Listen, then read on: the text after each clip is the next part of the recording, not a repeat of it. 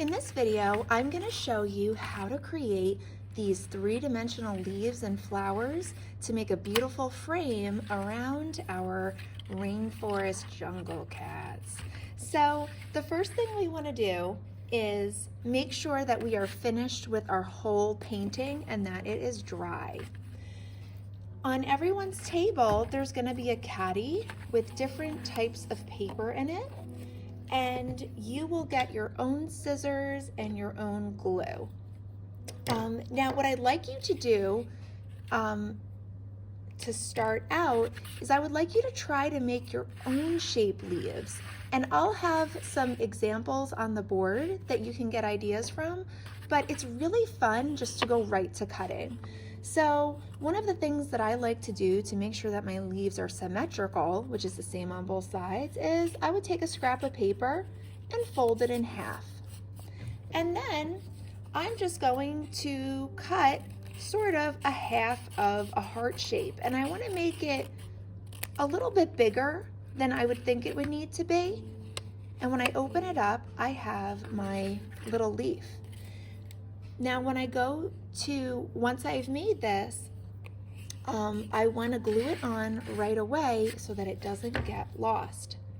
So you're going to take your glue stick, and usually I like you to glue the back of the thing that you're gluing to the paper. But because these are going to be hanging off, I'm going to have you put your glue on the base paper, which is the painting that you made. So put a generous amount there. Don't be afraid to put a lot. It will dry clear, but we don't want it to fall off. And then just give it a good press. You'll notice too that I have it hanging off the side and also being kind of tucked under and being overlapped by another leaf. This adds a really nice effect. Now there's different ways that I can make leaves. For these kind, which are sort of like banana leaves, I can take a scrap of paper, fold it in half, and cut sort of a long, skinny leaf, and then this part's really fun. I'm going to keep it closed, and I'm going to do little snips, halfway snips. And this is going to make it look really textured and three-dimensional. And you can even stand some of them up a little bit. Okay, and then you would glue that one on as well. We can also make some leaves that look like the Monstera leaves. So you would do the basic leaf that I showed you before, where it's sort of just like a little half of a heart. You could also do half of an oval shape. And then we're gonna take little snips out of it. So we open it up, and then you do snip, snip, like a triangle. Snip, snip, like a triangle. And you can do these wherever you want on here. Some can be small, some can be big. The more variety that you have in there, the more natural it will look. So then we could glue this on. Now for flowers, I can draw out a flower that I would like, and then I can cut it out. So you want to take a black crayon and you would draw this, and then you can cut it out. Now for my friends who have tried cutting out their own leaves by hand, if it's too tricky to do it just to go straight to cutting, you can also use the black crayon to draw half of a leaf as well.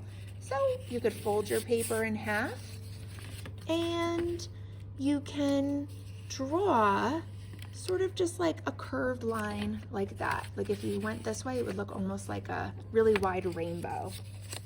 And then you would cut through 2 layers. Make sure that the ends of the rainbow, if we think about it like a rainbow, are touching the fold, and the top of the rainbow is the part of the paper that opens. Now, if you're having trouble doing that, I will also have leaf patterns on the table. And the way that you can use these is you get a scrap of paper, you fit it on there, and then you take a black crayon and you trace around it like this, and then you have a nice black line that you can cut out on.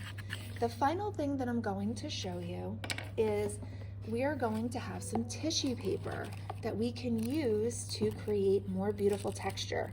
So we can, instead of doing flowers like this, we can make our flowers with tissue paper, or we can do both. We can even make them the centers of the flower.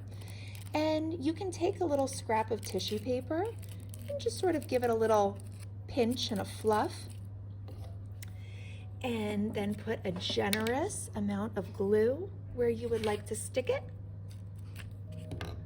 and give it a good press. You can also, if you have a larger piece, rip it into a smaller piece. You can even crumple them up very, very small if you wanted it to look like tiny flowers or some kind of little berries. So anything that's going to add some variety and texture in your picture is going to be really beautiful. So have fun doing this. Remember, you have lots of different choices for how you can make your leaves and flowers. Experiment with a bunch of them and see which ones you enjoy, and then have lots of fun making your favorites.